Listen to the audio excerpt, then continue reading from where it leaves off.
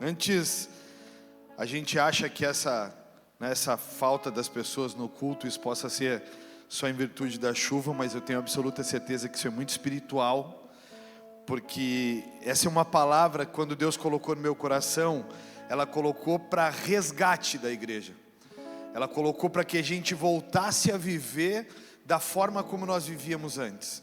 Deus colocou no meu coração que essa igreja dos dias atuais, ela é uma igreja vulnerável, ela é uma igreja que não está querendo se adaptar ao que Deus está fazendo nos dias atuais. Então, quando Deus falava comigo sobre o evangelho da cruz, Deus estava falando comigo, diga para quem está do seu lado, Deus estava falando sobre sacrifício, sobre sacrificar.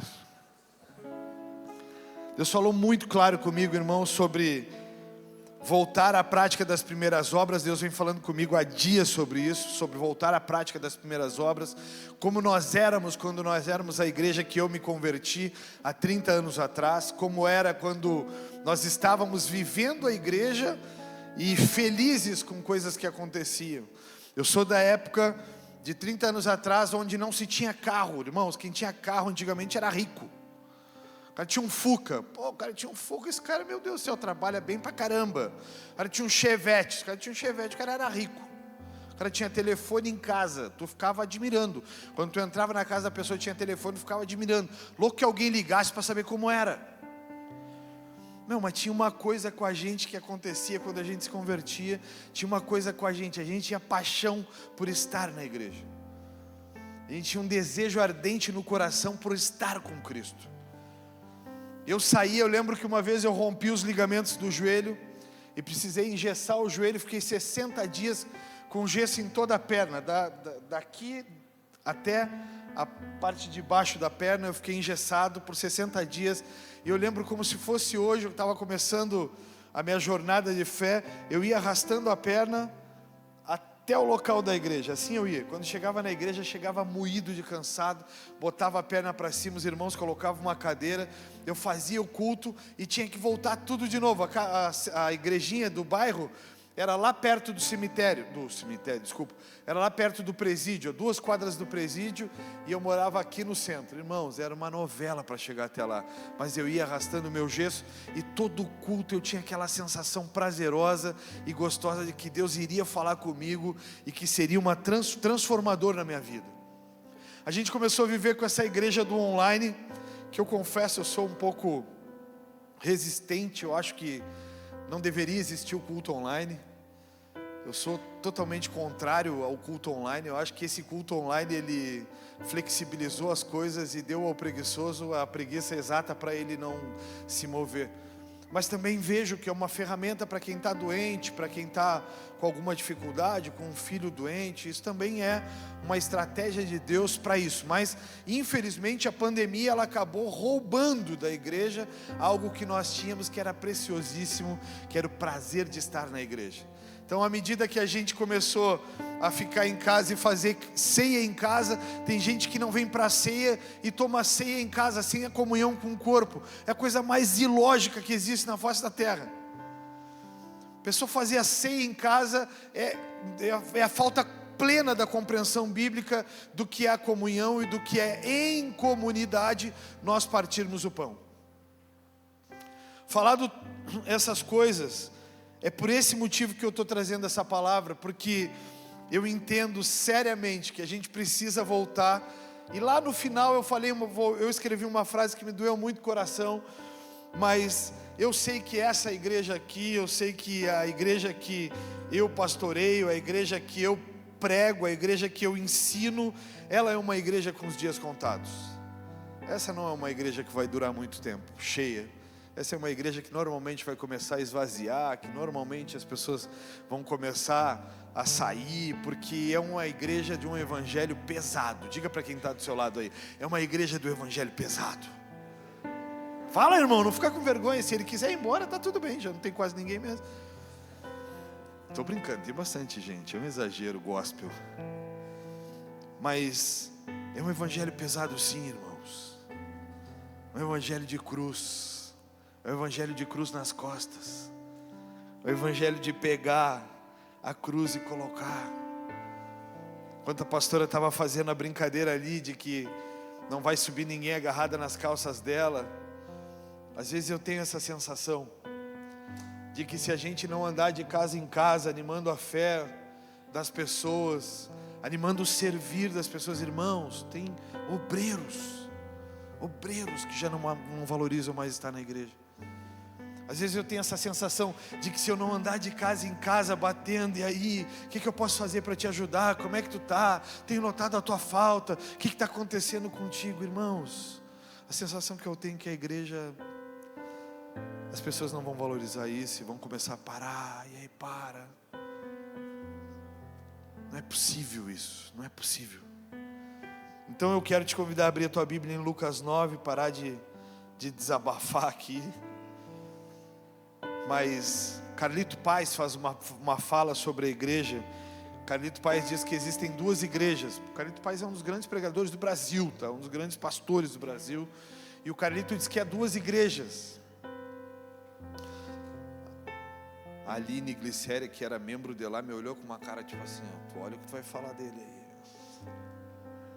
Ele diz que existem duas igrejas. Essa igreja que a gente está aqui é a igreja online.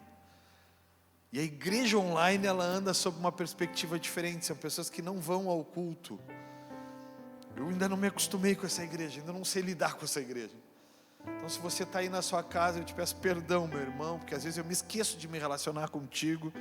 Eu te peço perdão por isso, mas por mim, tu estava aqui e não tinha esse culto aí.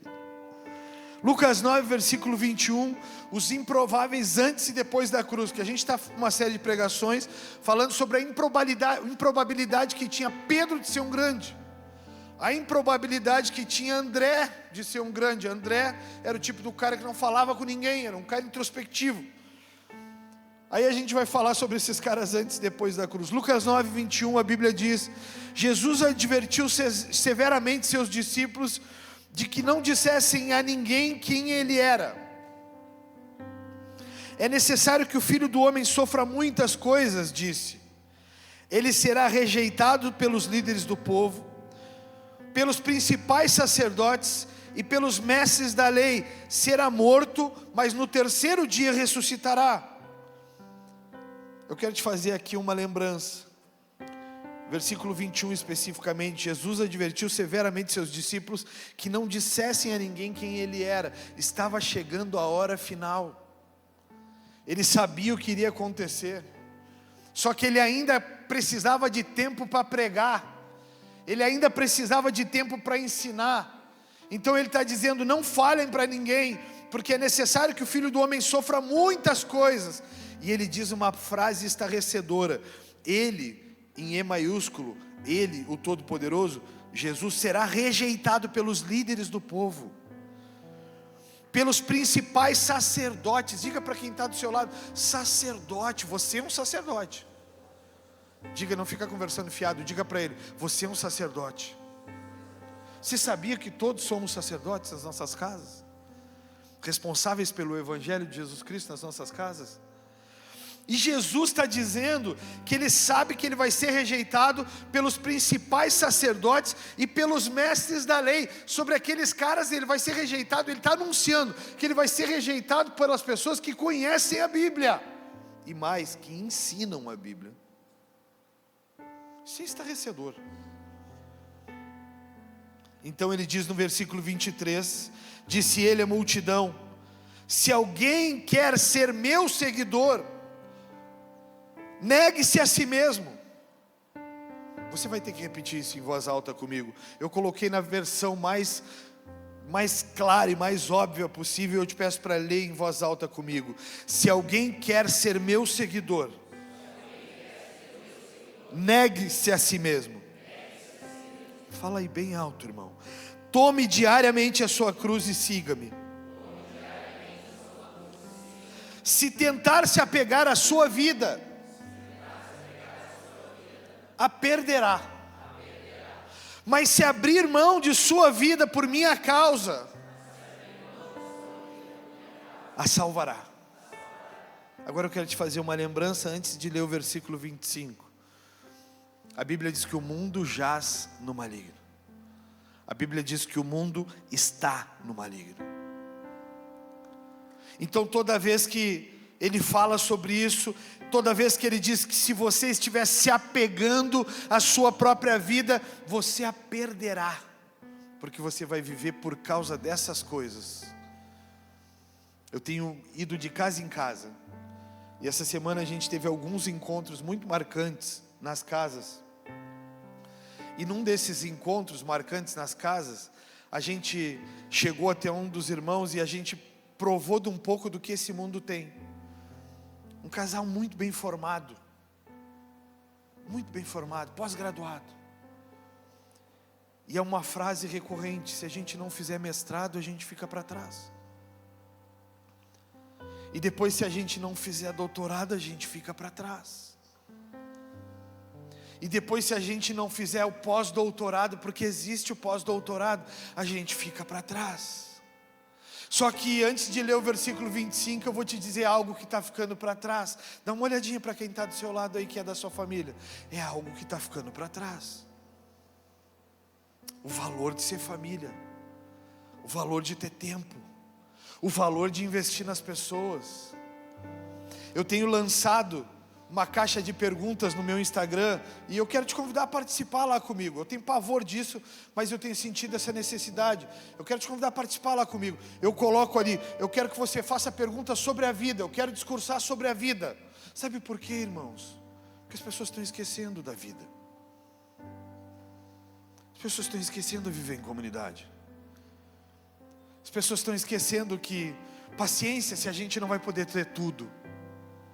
Paciência se a gente não vai conseguir todos os mestrados e doutorados. Paciência se a gente não vai alcançar os salários que eles alcançam. Paciência se a gente não vai alcançar a lucratividade que as empresas alcançam aí. Paciência! Porque de que vale o homem ganhar o mundo inteiro e perder a sua alma? Aí o versículo 20: que vantagem há em ganhar o mundo inteiro, mas perder, 25, desculpa, mas perder ou destruir a própria vida, em outra versão. De que vale? Eu tive um bate-papo rápido com uma pessoa essa semana, rápido.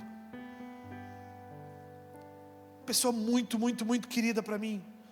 E quando eu falo, irmãos, eu não menciono o nome, para manter sigilo a vida das pessoas, mas eu explano sobre, para que todo mundo que está tenha a experiência do que pode e do que não pode fazer na vida.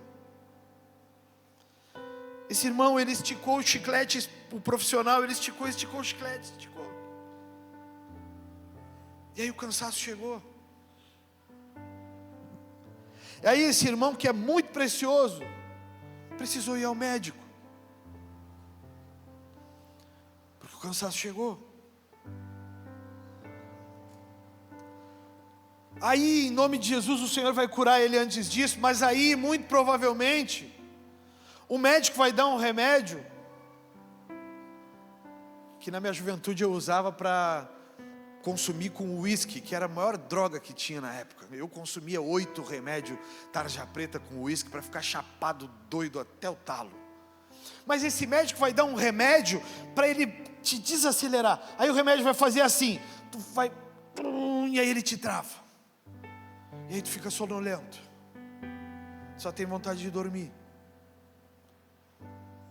Aí quando bate, eu tive com uma pessoa infelizmente depressiva, nível hard, que toma antidepressivo, e aí antes de dormir, quando ela toma o remédio, a boca começa a ficar mole, não consegue falar mais direito. E aí a gente acelerou. E amor, tem que fazer a pós-graduação. Amor, tinha concluído a tua pós-graduação. Quando é que entra no salário a pós-graduação? Amor, tu já pensou se tu fizer um doutorado? Pô, amor, tu já pensou que tu vai ser, como vai ser a nossa empresa? Se a gente fizer. E aí vai chegar um dia que o médico vai dizer assim: ó, deixa eu te falar um negócio. Vou te dar um remédio aqui para tu dormir. Sabe por quê? Porque a mente está tão acelerada com as coisas desse mundo que tu não consegue dormir. E aí, quando tu toma um remédio que tu dorme e tu descansa, tu levanta no outro dia e tu só pensa que tu precisa tomar o remédio de novo, porque tu aprendeu a descansar e o que é dormir. Mas o que vale o homem ganhar o mundo inteiro e perder a sua própria vida? Então o evangelho de cruz, ele faz um combate severo a essas coisas, porque o evangelho de cruz revela que a cruz é o amor de Deus. É quando alguém morre para que outros tenham vida. O evangelho de cruz, ele é um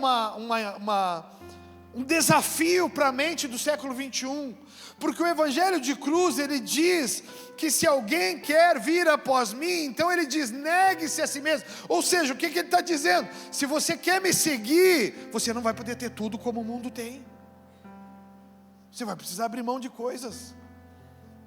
Achei genial essa semana, eu vi um vídeo do Cláudio Duarte no Instagram. Botaram o Cláudio Duarte no programa do Ratinho para responder perguntas de pessoas aleatórias. E aí ele diz assim, por que crente não bebe? É perguntado a ele, por que crente não bebe? E aí o Cláudio Duarte, de uma forma brilhante, ele faz a seguinte explanação: tu daria bebida alcoólica ao piloto que vai conduzir a tua família de avião? O cara disse, não, como é que eu vou dar bebida alcoólica para o piloto que vai conduzir a minha família? O avião se cai, tem 200 pessoas, morrem as 200. Tu daria bebida alcoólica para o motorista que vai conduzir a tua família para a viagem de férias dos sonhos? E ele disse, não, como que eu vou dar? Um motorista embriagado, a gente já viu no trânsito tantas coisas acontecendo. E aí ele diz assim, como é que tu vai dar bebida para alguém que precisa ficar lúcido contra as coisas desse mundo? Como é que tu vai consumir bebida alcoólica se a bebida ela tira a lucidez? Se a bebida ela tira o poder cognitivo?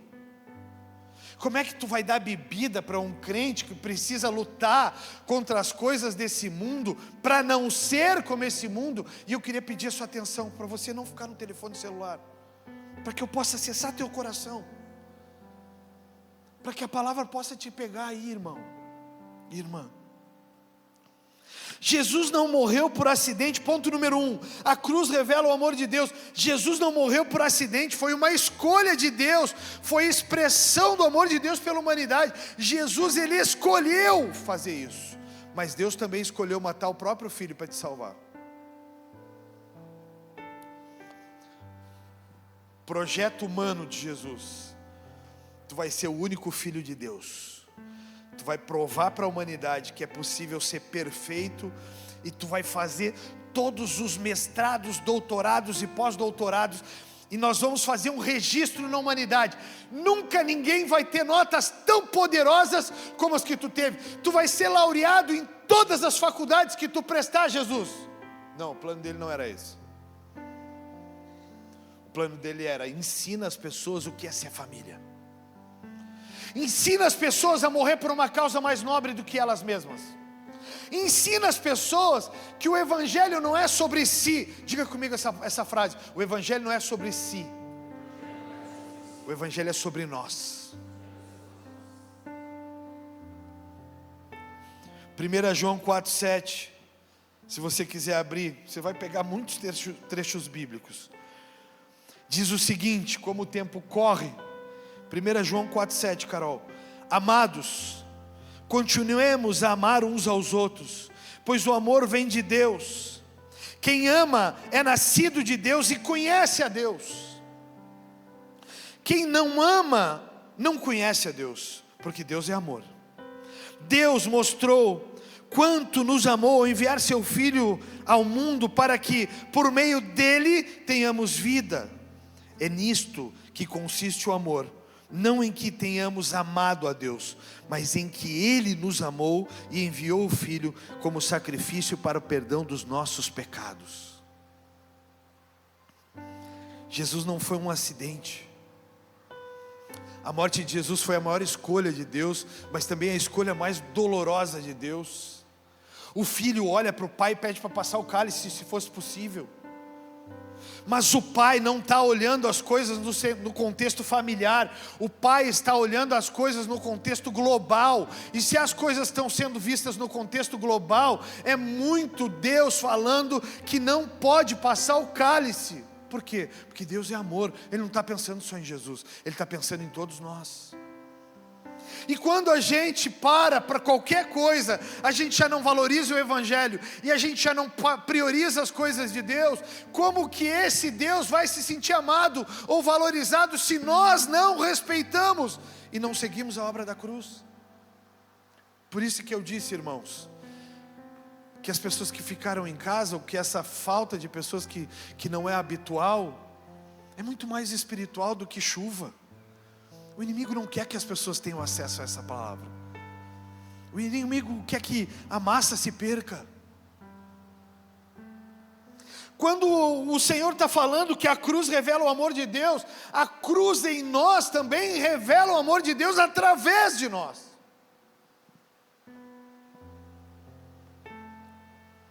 Eu chorei aqui, sem parar, enquanto eles estavam ministrando aquele louvor. Eu não consigo lembrar absolutamente nenhuma frase do louvor agora. Eu vaguei, puxa, eu sou, se alguém, quem já andou vagando por esse mundo? Levanta a mão. Eu era o motorista desse trem aí. Eu era o piloto, sei lá como é que chama esse cara. Eu era o piloto desse trem, era eu que andava puxando o trem. Eu tinha 16 anos e eu já tinha um vazio dentro de mim. 16 anos, quem é que tem vazio com 16 anos?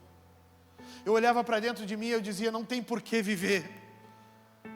Só que às vezes eu chegava em casa e eu pensava, mas tem comida, mas tem bebida, mas tem escola, tem roupa, tinha um tênis, diferente do que é agora. A gente tinha um tênis para andar o ano todo. Era o tênis que tu jogava bola, é o tênis que tu ia para a igreja, para o colégio. Era assim. Quando eu começo a olhar para essa igreja, quando eu começo a olhar para essas coisas, eu começo a pensar que valor que a gente está dando para aquilo que a gente tem. A gente estava vindo para cá e a gente estava pensando ainda sobre como era antigamente. Antigamente, tu tinha ônibus. E aí às vezes tu ficava, porque é domingo, tu ficava 35, 40 minutos na parada, porque o ônibus passava de hora em hora. Hoje o Garupa, o Cadê, o não sei o que, ele traz as pessoas e vem 4 pessoas dentro de um carro por aproximadamente R$15. E deixa na porta. Tu chama por um aplicativo. Tu não sai de dentro de casa para ir para a parada. Ele te pega na porta de casa. Mas o que é isso? Isso é muito melhor do que era o ônibus antigamente? É muito melhor ou não? É ou não é, gente? Vocês estão vivos? Mas piorou, Evelto, piorou. Agora as pessoas não vêm. Me explica, gente. Me explica. Ai, amor, eu quero que a gente agora passe a viver uma vida, amor. Agora nós vamos fazer vida de devocional, amor. Agora nós vamos dedicar nossa vida, amor. Mas aí a esposa olha para o cara não tem postura no trabalho. O cara não tem postura, o cara não prioriza nada.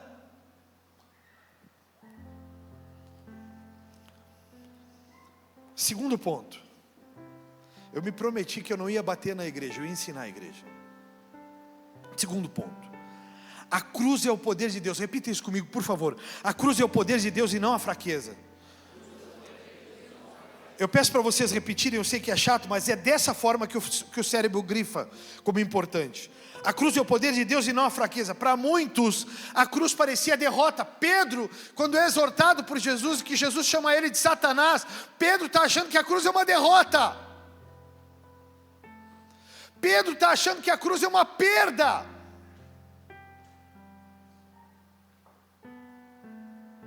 Jesus está olhando para Pedro e está dizendo, para trás de mim, Satanás, eu vou realizar a maior obra da história. Nenhum ato na história vai ser tão relevante como essa cruz que tu está querendo me impedir de participar.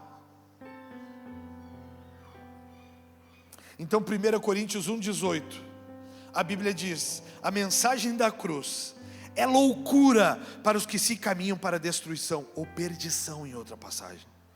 Mas para nós que estamos sendo salvos, ela é o poder de Deus. Eu sou desafiado todos os dias a baixar a régua aqui. Todos os dias. Todos os dias alguém me sugere algo. Todos os dias alguém me diz, pastor, não seja rígido nisso. Pastor, não exija aquilo. Pastor, fala com aquilo outro. Todos os dias, irmãos. Ontem ainda, eu respondi uma mensagem no Instagram. de uma pessoa que nunca foi membro dessa igreja, nunca foi. Apóstolo Rina, que eu carrego em honra, faleceu há sei lá quanto tempo, eu acho que 1 ano já deve fazer. Quem lembra aí, por favor? 2 anos. Faleceu há 2 anos.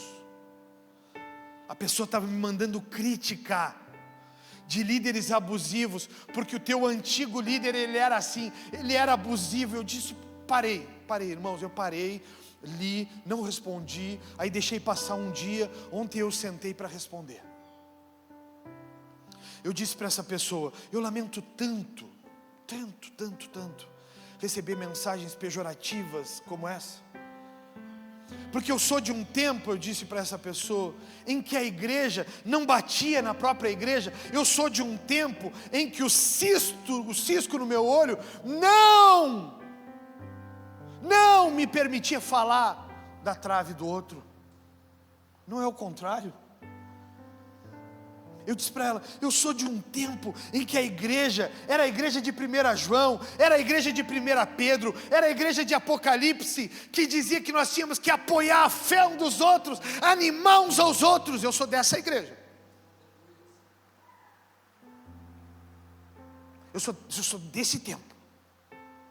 Aí eu também disse para ela, eu lamento tanto que a morte de um grande homem dessa nação tenha sido comemorada por ti de forma tão pejorativa. Que sociedade líquida. Como é que é o nome dela, da tua mãe, por favor? Ana Catarina. Dona Ana Catarina me deu uma sugestão. Eu vou pregar sobre isso, sobre uma frase de um filósofo, sobre uma ideologia, na verdade, de um filósofo, de uma mentalidade líquida. Vocês vai. Gente, eu olhava para isso e eu dizia, eu lamento tanto de uma sociedade ingrata. Eu lamento tanto viver na era de uma sociedade ingrata, que ao invés de ser grato pelas coisas boas que a igreja produz, ou que a família produz, eu lamento tanto que as pessoas só consigam olhar para o ponto negativo. Isso é tão pequeno, isso é tão baixo. O evangelho de cruz, por favor, olha para mim. O evangelho de cruz, ele não permite essas coisas. O evangelho de cruz, ele te diz para ser semelhante a Jesus e não semelhante a essas tuas ideologias fracassadas. Irmãos, eu sou de uma era que a cruz, ela não é fraqueza, que a cruz, ela não é um fardo. Eu sou de uma época tão preciosa. A minha avó morreu aos 97 anos de idade, 72 de convertida, nunca se desviou. O último presente que eu dei para ela me disse, minha filha, minha grande tristeza é que eu não consigo mais enxergar para ler a Bíblia, nem com esses óculos. Eu disse, vó, eu vou resolver esse problema. Eu comprei uma Bíblia com a letra Jumbo. Ela olhava para mim, abraçada na Bíblia dela, eu tenho essa foto até hoje, ela abraçada na Bíblia dela, ela fazia assim, que alegria poder saber que amanhã eu vou levantar e eu vou poder ler minha Bíblia. Quando carregamos as marcas da cruz em nossas costas, não é sinal de vergonha, mas a marca de um amor verdadeiro. Quando te perguntam por que não bebe, não fuma, não anda de balada em balada, não pode ser motivo de vergonha, mas a medalha de quem carrega a sua própria cruz por amor, não por obrigação. A cruz deveria ser uma medalha de honra. Presta atenção. A cruz precisaria ser uma medalha de honra. A cruz não poderia ser essa coisa ruim.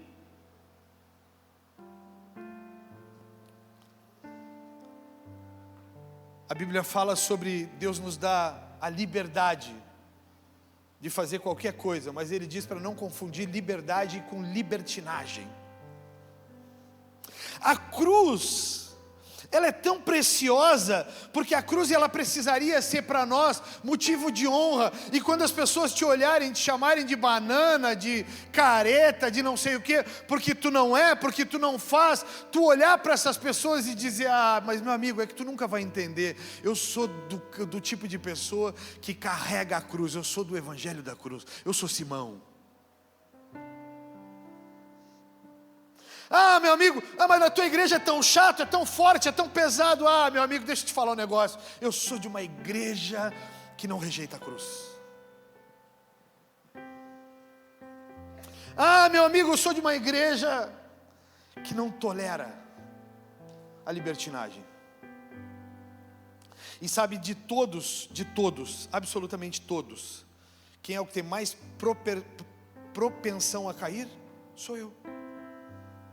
Porque é quem ensina o Evangelho da Cruz. Está sendo atacado, julgado, apontado o tempo inteiro. Irmãos, é piada, mas eu recebo no meu Instagram ofensa sobre o Rino e sobre a Bola de Neve até hoje. Eu disse para essa pessoa: eu queria tanto lembrá-la de um Evangelho em que as pessoas amam uns aos outros. Eu queria tanto lembrá-la de coisas que aconteceram no passado, porque o passado de todo mundo tem uma marca. O passado de todos tem uma marca, mas o Evangelho da Cruz, ele não manda eu conduzir essa pessoa ao inferno, mas ele manda eu carregar essa pessoa. Esse é o Evangelho da Cruz. Quem quiser vir após mim, negue-se a si mesmo, tome a sua cruz e siga-me. Marcelo, sobe aqui, que o Marcelo é o mais magrinho. Marcelo, sobe aqui. Não vou pegar para carregar alguém também um pesadinho, vou pegar um mais magrinho. O Evangelho da Cruz, ele precisa ser assim, Marcelo, vem cá, aí. O Evangelho da Cruz, quando ele não puder, o Evangelho da Cruz tinha que ser assim. Não, Marcelo, eu sei que tu está ferido no caminho, mas eu vou te ajudar, Marcelo. Eu não estou brincando, gente. Pode ser que pareça uma piada para vocês, mas não é. Porque o Evangelho da Cruz é exatamente isso aqui. O Evangelho da Cruz é a gente pegar a pessoa que não está conseguindo andar sozinha e a gente não tornar essa pessoa um fardo. Eu dizer: sobe aqui, Glauber, por favor. É pegar essa pessoa e dizer: Glauber, eu não estou conseguindo mais, eu estou cansado, mas vamos fazer o seguinte. Tu não vai fazer fiasco ele. Pega ele um pouquinho, Glauber, e segue carregando ele aí. Esse é o Evangelho da Cruz. O Evangelho da Cruz é quando eu não estou tendo mais forças, eu paro, eu descanso por um pouco, mas o Marcelo não fica parado pelo caminho. Obrigado, Glauber e Marcelo. Leva ele até lá para a cruz ser válida. Desistiu da cruz. Estou brincando. O Evangelho da Cruz é isso. O Evangelho da Cruz não é um ficar apontando para o outro. O Evangelho da Cruz, sabe o que a gente precisa fazer? O Evangelho da Cruz, a gente precisa jejuar uns pelos outros, orar uns pelos outros. Precisa incentivar uns aos outros. 1 Coríntios ainda 1, versículo 22, a Bíblia diz: pois os judeus pedem sinais, e os gentios buscam sabedoria. Assim, quando pregamos que o Cristo foi crucificado, os judeus se ofendem, e os gentios dizem que é tolice. Mas para os que foram chamados para a salvação, tanto judeus como gentios, Cristo é o poder de Deus e a sabedoria de Deus. Pois a loucura de Deus é mais sábia do que a sabedoria humana, e a fraqueza de Deus é mais forte do que a força humana. Quando te disserem que é loucura a forma como você vive, olha, por favor, todo mundo olha para mim, porque isso precisa ficar registrado. Quando te disserem que é loucura a maneira como você está vivendo, você vai usar uma frase do meu pastor Eric, que é uma marca na minha vida. Pastor Eric uma vez me disse: Fabiano, presta atenção nisso. As pessoas só vão valorizar a construção da arca no dia que começar a chover. Ah, pastor, mas é pesado. Essa tua igreja é uma igreja de fardos. Ah, pastor, mas é chato, as coisas são diferentes, não precisa ser assim. Ah, meu irmão, as pessoas só vão valorizar a construção da arca quando começar a chover e todo mundo começar a bater na porta para entrar na arca, mas não entra mais na arca qualquer um, só entra Noé e os restantes da família dele. Ah, cara, essa frase quando o pastor Eric falou fez tanto sentido para mim. Eu comecei a olhar para isso, eu comecei a dizer: caraca, será que eu vou passar minha vida inteira pregando e ensinando e orientando e exortando? Eu não sou um doce, irmãos, eu sou uma pessoa verdadeira, e o verdadeiro ele tem um problema. O verdadeiro ele tem um problema. Porque o verdadeiro, ele pode ser excomungado ou amado no nível máximo. Aline, eu acho genial, porque eu sou apontado todos os dias. Todos os dias tem alguma coisa. É o famoso prego que se destaca, toma martelada. Mas eu queria só um diazinho, dizer para o Senhor: Senhor, faz o seguinte, pega todas as minhas cargas, pega todas as minhas dores, pega todas as minhas preocupações, pega todas as minhas responsabilidades, todas, Senhor. Quando virar meia-noite e 1 segundo, Senhor, o Senhor pega todas essas coisas e coloca sobre essa pessoa que me criticou, Senhor, e deixa ela vivendo 24 horas com isso, Senhor. Ah, Senhor, se ela for melhor do que eu, Pai, me ensina então a ser como ela.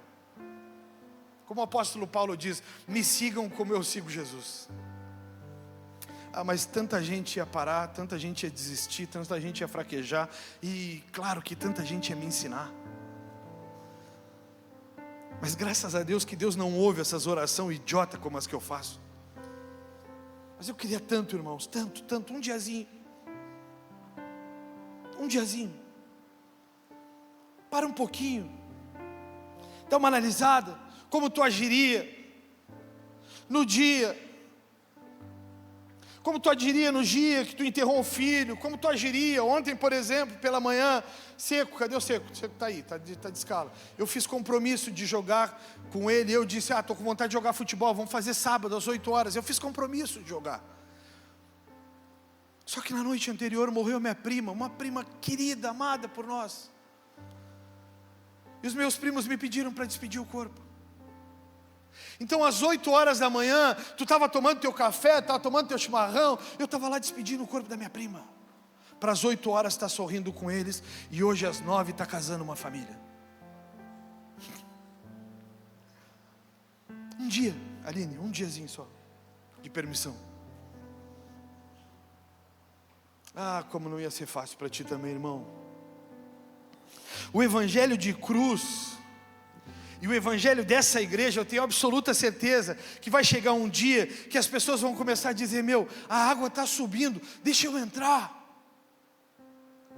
Meu, não dá mais do jeito que estão vivendo as coisas aí fora. Meu, não dá mais, a minha família está se destruindo, minha casa está indo por água abaixo. Meu, não dá mais, cara, me permite entrar aí, ser igreja com vocês, ter comunhão. Então está tudo bem, eu pego o Marcelo nas costas, eu ando um ano com o Marcelo nas costas, está tudo bem.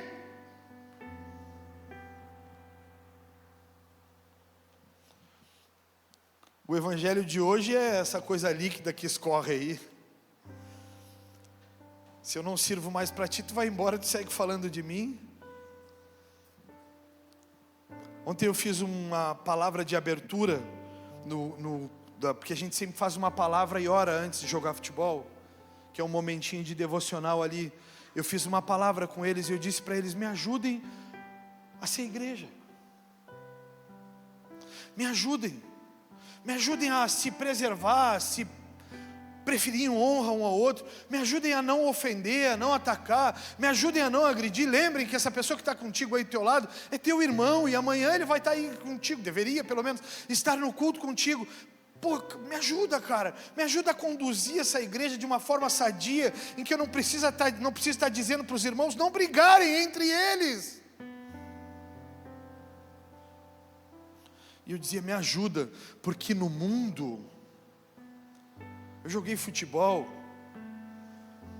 com 16 anos de idade eu jogava na várzea já entre adultos, jogava no Bagé, 16 anos de idade, e na várzea era o seguinte: tu batia em alguém, tu agredia. Eu saí uma vez, por um lance que eu fiz, que eu bati no ombro de um cara, do alto da Santa Casa. Quem é das antigas vai lembrar que tinha a gangue dos tanques na Santa Casa. Quem lembra dessa época?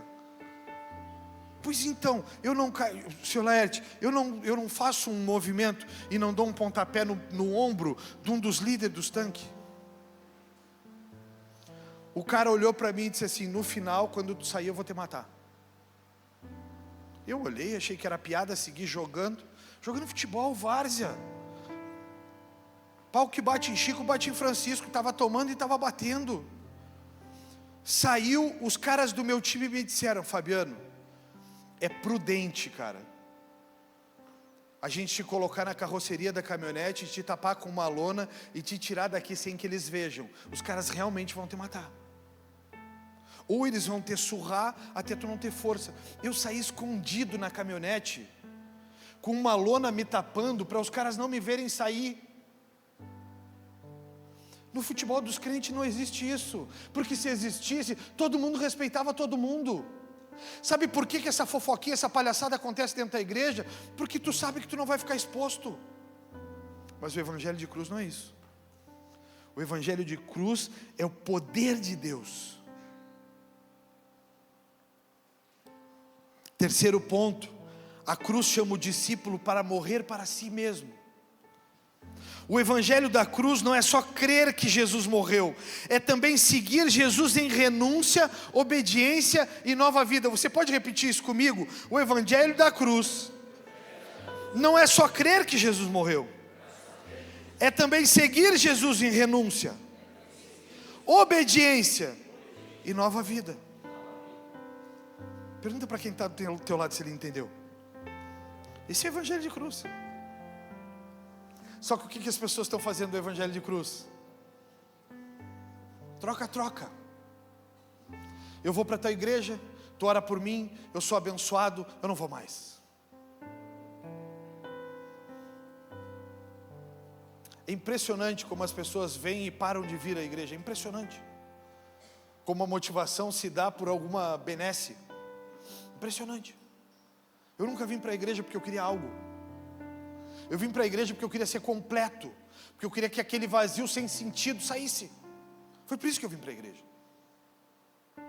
Eu vim para a igreja porque eu tinha uma mãe muito presente, um pai muito ausente, isso é verdade, mas eu tinha uma mãe que se esmerava. Ontem eu estive na frente do túmulo da minha mãe, olhando para a foto do túmulo da minha mãe. No túmulo da minha mãe sempre está escrito: combati o bom combate, completei a carreira e guardei a fé. O sorrisão da minha mãe eu já não lembrava mais. Quando eu olhei aquela foto da minha mãe no túmulo, eu dizia para a Lidiane: Lidiane, eu não lembrava como o sorriso da minha mãe era bonito. Lidiane, eu já não tenho mais lembrança de como era esse sorriso da minha mãe. O sorriso da minha mãe era uma coisa preciosa. Mas eu não tenho mais tempo para falar isso para ela. Mas ali está escrito no túmulo, na lápide dela: combati o bom combate, completei a carreira, guardei a fé. A minha agora está reservada a coroa da justiça. E eu dizia para Deus: Deus, eu quero isso. Eu quero chegar no fim da minha jornada, Senhor, e dizer: eu combati o bom combate, eu completei a minha carreira e eu guardei a fé. Deus sabe que eu não vou conseguir levar ninguém agarrado nas minhas pernas, mas a Júlia e a Lidiane eu não deixo para trás por lado desse mundo, e tenho lutado dia e noite para não deixar nenhum de vocês, irmãos. Mas o evangelho não é isso. O evangelho não é isso. O evangelho é o amor de Deus. Eu morro por ti, tu morre por mim. A gente se cobre no campo de batalha. O evangelho é isso. O evangelho é um olhando para o outro e dizendo para o outro: cara, não para, porque se tu parar tu vai esmorecer e tu não vai conseguir mais. Quanta gente que eu vi aí dizendo glória a Deus e aleluia, e agora está em casa frio. Quanta gente que ganhou gente para Jesus e agora as pessoas estão na igreja e eles estão fora. Quanta gente. Quantas famílias. Quantas famílias. Romanos 6, versículo 4, a Bíblia diz: pois pelo batismo morremos e fomos sepultados com Cristo, e assim como Ele foi ressuscitado dos mortos pelo poder glorioso do Pai, agora nós também podemos viver uma nova vida. Uma vez que a nossa união com Ele se assemelhou à sua morte, assim também a nossa ressurreição será semelhante à dele. Sabemos que a nossa velha natureza humana foi crucificada com Cristo, para que o pecado não tivesse mais poder sobre a nossa vida, e dele deixássemos de ser escravos. Pois quando morremos com Cristo, fomos libertos do poder do pecado. Então, uma vez que morremos com Cristo, cremos que também com Ele viveremos. Tem gente voltando, maninho, a viver o pecado que vivia antes do batismo. Sério, gente, sacode alguém e me diz para ele: me ajuda o pastor. Você sacode aí, não tem problema, está quase dormindo. Chuva dá sono. Eu vou dormir hoje até às 4. Às 4 eu vou torcer para a Argentina. Eu vou ser Lionel Messi hoje. Murmuração diabólica. A cruz chama o discípulo a morrer. Pedro, o mais genial de todos, porque tu acha que é Paulo o mais genial, porque escreveu mais, mas o genial de todos é Pedro, que anda sobre as águas, acredita nisso. Quando Jesus disse para ele: Pedro, vem então, eu ia olhar para Jesus e ia dizer: Jesus, oi, ó, base não é sólida. Pedro não. E quem é que está mandando ele? Vou andar. Bum, bum. Aí olhou para o lado e teve medo. Depois esse Pedro, ele passava pelas ruas e os enfermos iam para as calçadas. Esse mesmo Pedro, ele ia passando e a sombra dele ia curando. Mas nós gostamos daquilo que ficou registrado. Aí Pedro, quando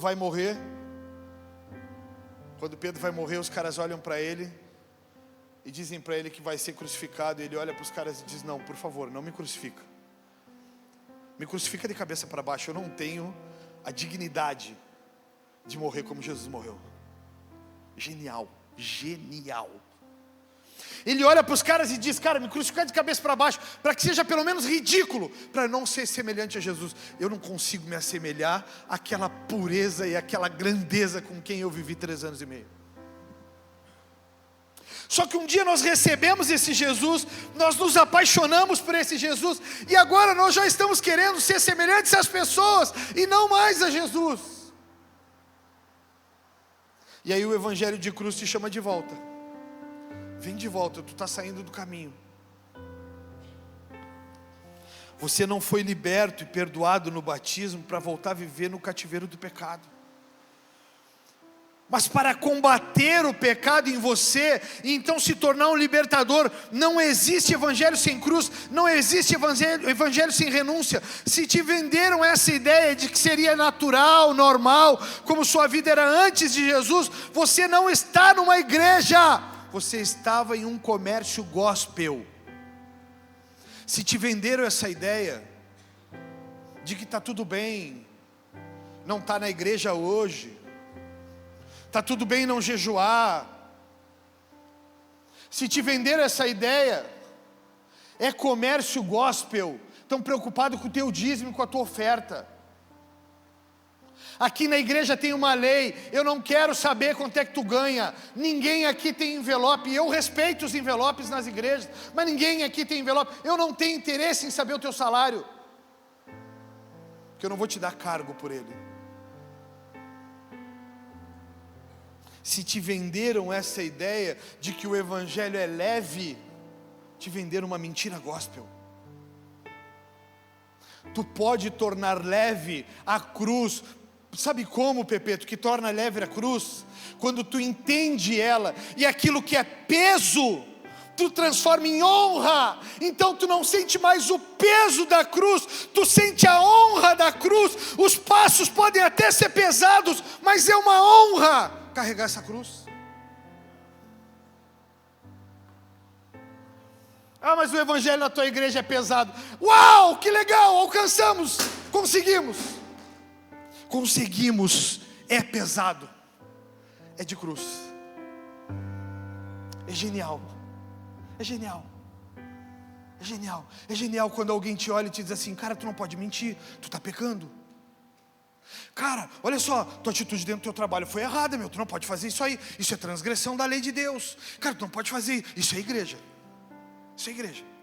Cara, eu vi a tua rede social e vi uma postagem que tu fez. Cara, aquilo parece ofensivo, parece uma pessoa revoltada fazendo. Não faz isso, cara, para com isso. Esses dias a minha esposa tirou a espada, defensora do guerreiro, e ela começou a fazer uma porrada de postagem a favor do pastor, porque o pastor era isso, o pastor era aquilo. E eu disse para ela: amor, para,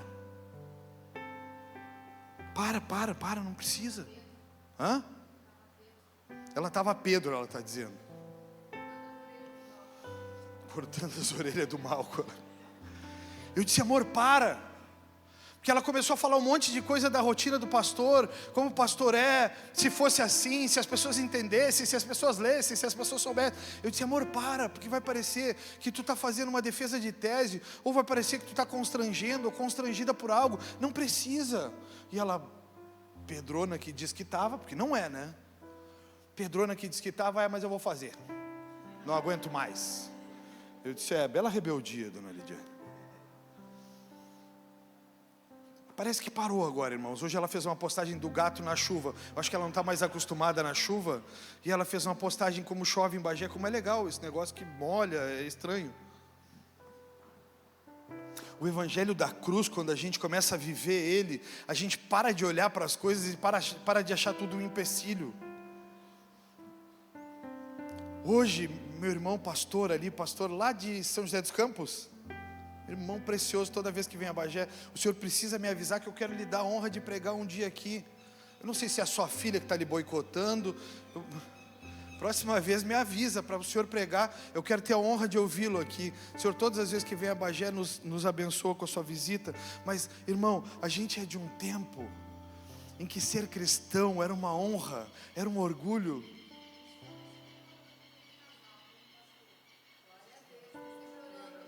Estão sempre orando por nós. Olha que coisa maravilhosa. Meu irmão e minha irmã, a gente é de uma época em que a gente tinha a honra de andar na rua dizendo para as pessoas: nós somos cristãos.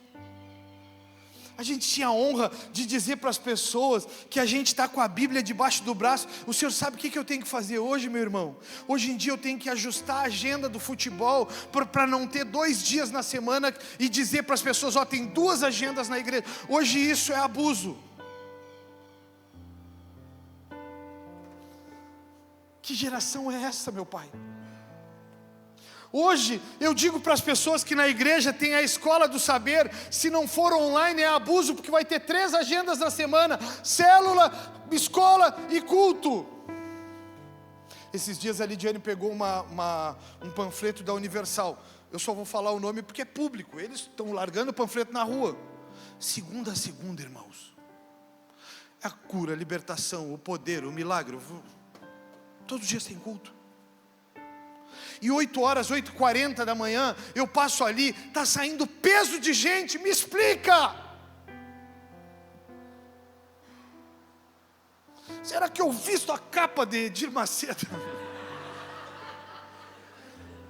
Ou boto o chapéu do Valdemiro Santiago?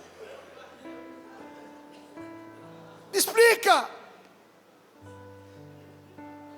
É enlouquecedor.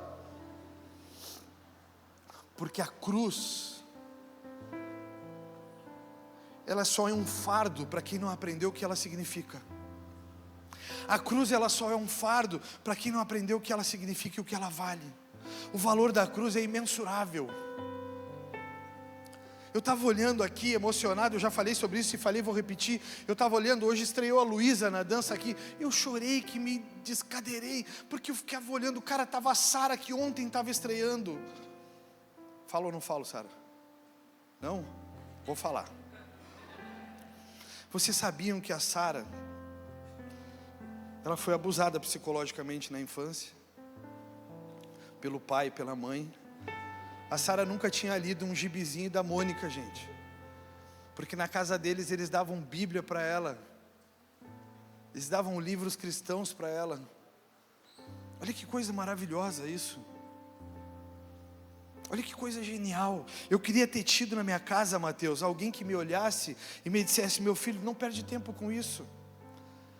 Deixa eu te ensinar a história de Noé, deixa eu te ensinar a história de Davi, o cara que atira na cabeça do gigante. Hoje o Juan estava com a cabeça do Hulk na mão, era o Golias dele, o filho do Glauber. Estava com o Golias, na cabeça do Golias estava na mão. E eu olhava para ele e dizia: quem é Juan? Hulk. Aí ele arrancou a cabeça do gigante. Mas hoje, para esse bullying não ficar, cadê Sara? Eu dei um presente para ela. Mostra para o povo aí, Sara, levanta. Bullying encerrado. Menina salva com sucesso. Quem não leu Chico Bento não sabe o que está perdendo. Chico Bento é a onça, eu olhei até o filme. A igreja da cruz, irmãos, pode ser feliz. A igreja da cruz, tu pode te divertir.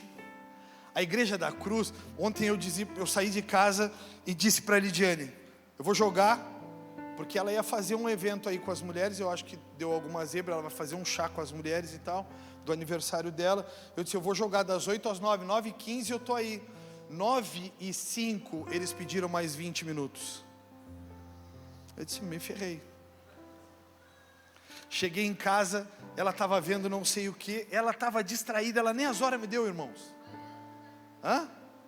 Estava trabalhando? Glória a Deus, alguém tem que trabalhar.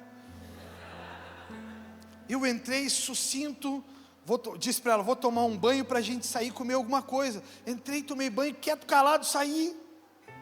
Depois vi que estava tudo bem, cresci as asas de novo. Fui para o controle.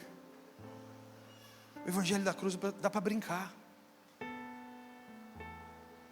O Evangelho da Cruz é isso, a gente brinca, a gente se diverte. Essa semana nós jogamos 2 horas de futevôlei.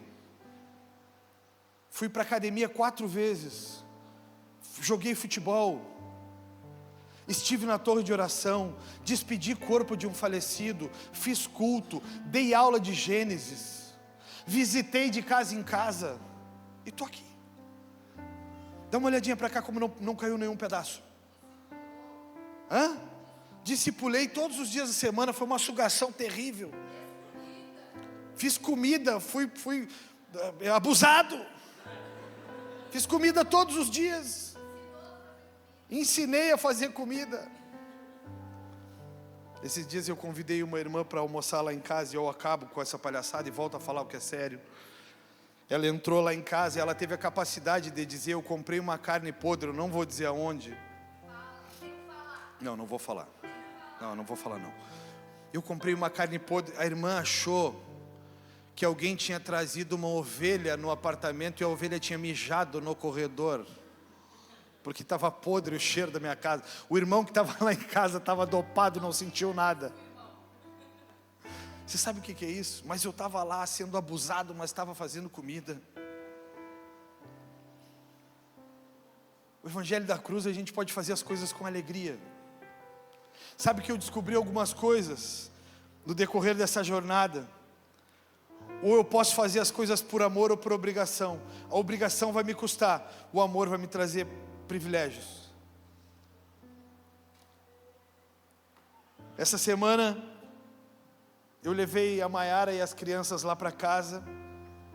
E a maior recompensa foi ver a Maitê comendo a pizza de salame que ela tinha pedido para mim fazer. Então cedo, antes dos meus compromissos, eu fui lá, comprei a massa, comprei o molho, comprei o salame, comprei tudo que ela gostava tinha na pizza. Eu disse para ela, e aí Maitê, tá boa a pizza? Ela disse, só fazia assim para mim, tá boa. Sabe nem quanto é que custou? Chester viajando no Rio de Janeiro, comendo de restaurante em restaurante. Sim, eu sei, minha igreja amada está com os dias contados. Essa igreja que combate a liberdade irrestrita está condenada a acabar. Porque se tu te tornar membro dessa igreja, principalmente obreiro dessa igreja, tu não vai poder fazer tudo a toda hora, tu não vai estar disponível sempre, porque tu tem uma responsabilidade aqui. Sim, essa igreja está com os dias contados.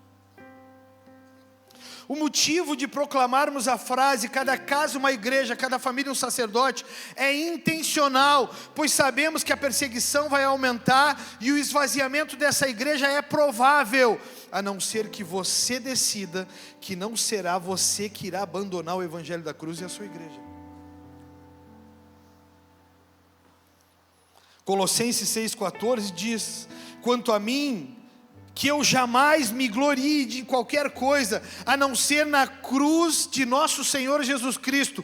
Por causa dessa cruz, meu interesse nesse mundo foi crucificado, e o interesse do mundo em mim também morreu. Se alguém quer vir após mim, negue-se a si mesmo, tome a sua cruz e siga-me. Diariamente. Não é só os finais de semana. Não é só nos dias de culto. É diariamente. É dizer na escola, eu não namoro por isso. É dizer no trabalho, eu não traio por isso. É dizer no trabalho, eu não bebo por isso. porque alguém sóbrio não conduz um ônibus, porque alguém que não está sóbrio não conduz uma família. Eu preciso de sobriedade para conduzir minha família. Deixa eu falar um negócio para os homens, para a gente ir para o fim. Homens, vocês são os líderes das suas casas. Deixa eu te convidar a ficar em pé, homem. Fica em pé.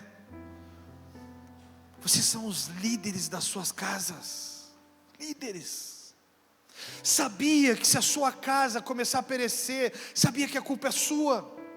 Sabia que se a sua esposa esfriar no Evangelho, sabia que se o seu filho esfriar no Evangelho, sabia que se a sua mãe esfriar no Evangelho, pode ser sua culpa. Porque você pode não estar com a sua lamparina cheia. Você pode ter se distraído. O Eutico de Atos 20 se distraiu no meio da pregação de Paulo, dormiu, caiu e morreu. Mas Paulo teve misericórdia e o salvou, ressuscitou esse homem. Quem que Deus vai encontrar? A pastora fez uma pergunta interessante. Se o Senhor voltasse hoje, quem Ele encontraria? Acho que foi a Cris que fez.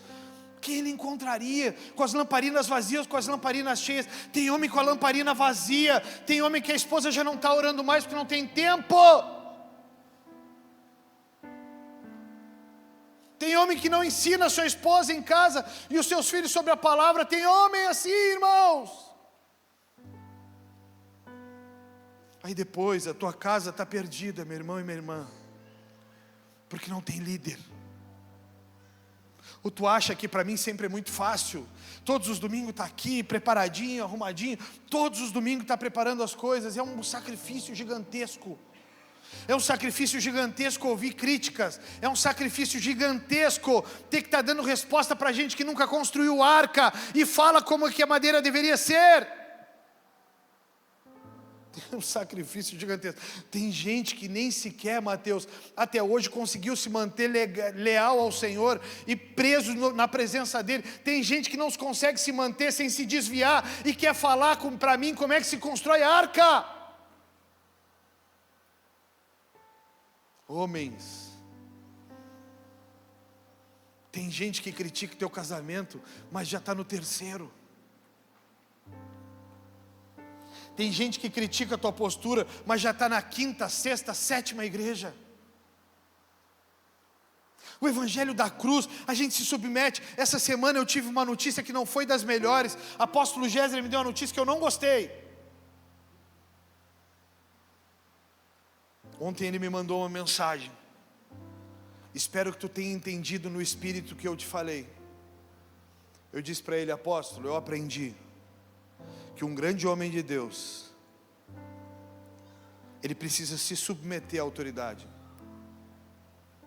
E eu não costumo questionar direções de autoridades.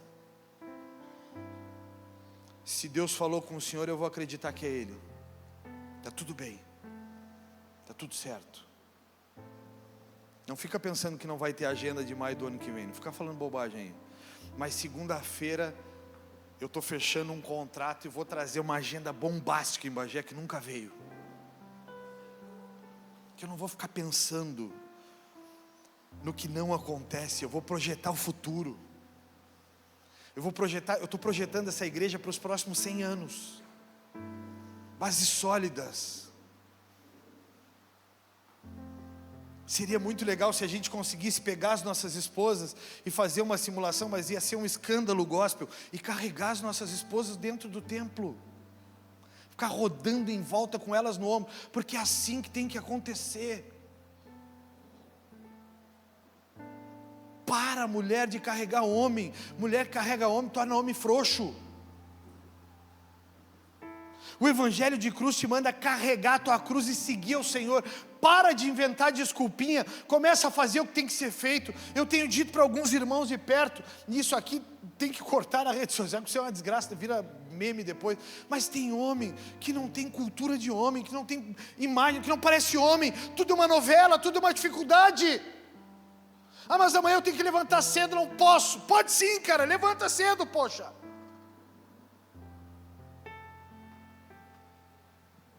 mas amanhã eu tenho que fazer não sei o que eu não estou acostumado a fazer. E aí? Você vai ser homem. O evangelho de cruz, a gente pega a nossa família e a gente direciona ela no caminho.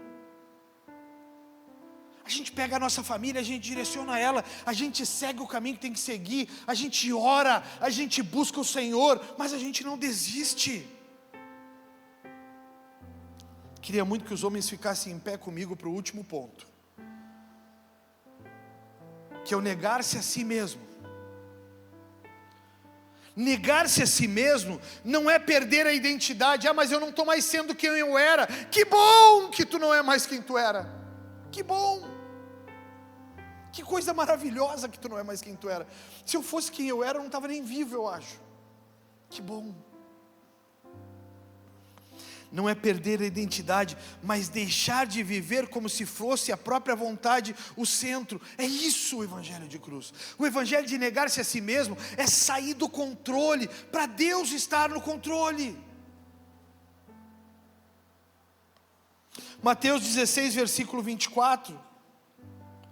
A Bíblia diz: então Jesus disse a seus discípulos: se alguém quer ser meu seguidor, negue-se a si mesmo, tome sua cruz e siga-me. Se tentar se apegar à sua vida, a perderá.